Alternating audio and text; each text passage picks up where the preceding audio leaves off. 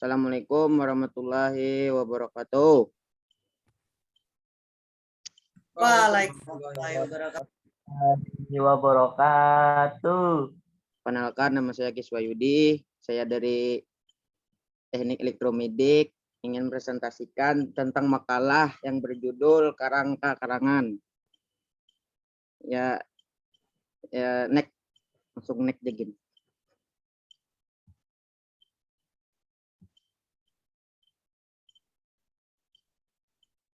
Ya, pengertian Karangka Karangan.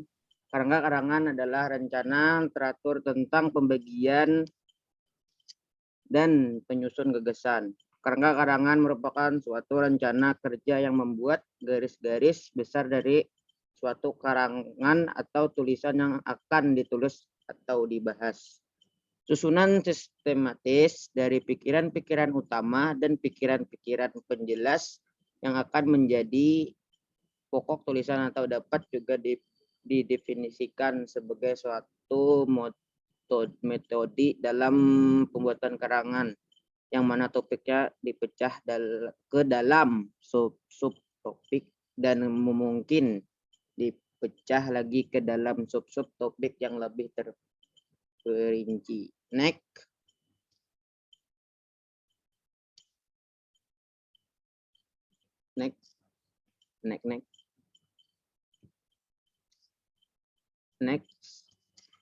Tema, topik, dan judul.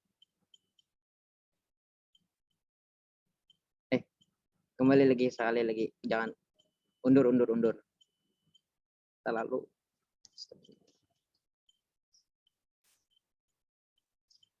Ya, mohon maaf tadi ada kesalahan. Ya, tema, topik, dan judul. Tema adalah pokok persoalan atau permasalahan atau pokok pembicaraan yang mendasari suatu karangan. Topik adalah pokok pembicaraan dalam karangan diskusi. Sebagainya bahan topik berasal dari bahasa Yunani yaitu topai yang berartinya inti utama dari seluruh isi tulisan yang hendak disampaikan atau lebih dikenal dengan topik pembicaraan. Judul adalah kepala karangan kalau tema cukupnya lebih besar dan menyangkut pada persoalan yang diangkat, sedangkan judul lebih pada penjelasan awal penunjuk singkat isi karangan yang akan ditulis. Next.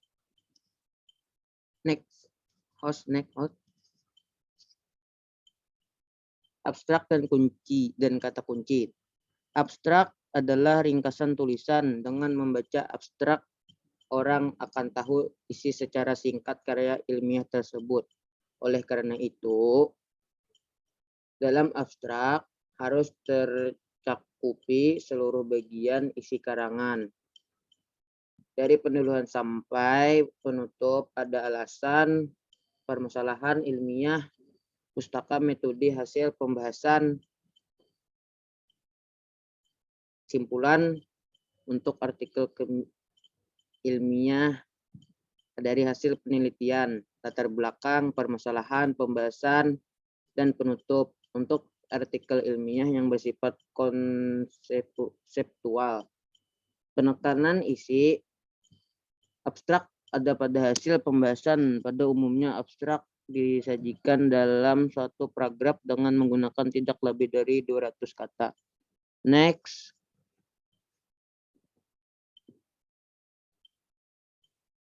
Kata kunci. Kata kunci adalah kata-kata atau istilah yang dianggap penting dan mutlak harus diketahui pembaca dalam sebuah artikel ilmiah. Kata kunci biasanya diambil dari kata atau istilah yang terhadap dalam judul. Meskipun demikian, tidak menutup kemungkinan kata kunci kita ambil dari isi karangan. Jumlah kata kunci biasanya bersikap antara 3 dan 5. Next.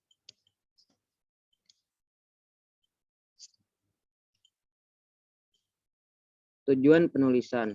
Tujuan dari pembuatan online karangka karangan adalah agar kita dapat membuat karangka karangan yang baik, benar, dan logis. Kita dapat membedakan mana yang gagasan utama dan mana yang termasuk gagasan tambahan. dan kita juga menghindari penggagapan sebuah topik sampai 2 kali atau lebih. Next.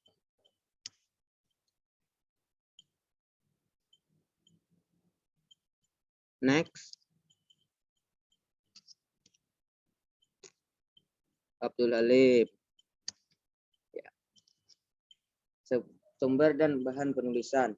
Bahan penulisan merupakan salah satu syarat yang dipertimbangkan pada waktu penulisan memilih topik. Dengan kata lain, penulisan memilih suatu topik tertentu karena diperkirakan bahan untuk topik tersebut mudah didapat dan cukup memadai. Bahan penulisan dapat dikumpulkan pada tahap pra-penulisan atau pada waktu penulisan berlangsung. Penulisan dapat memperoleh sumber bahan dari pengamatan simpulan dan bacaan. Next.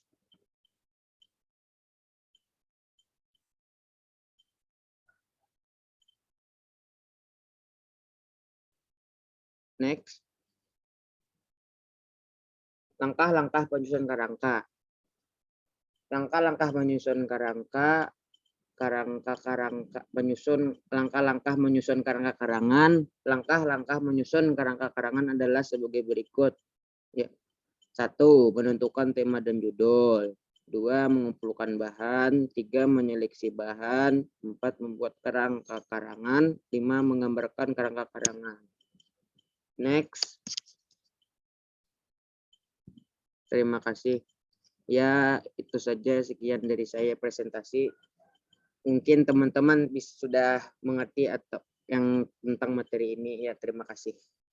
Assalamualaikum warahmatullahi wabarakatuh. Warahmatullahi wabarakatuh. Incok.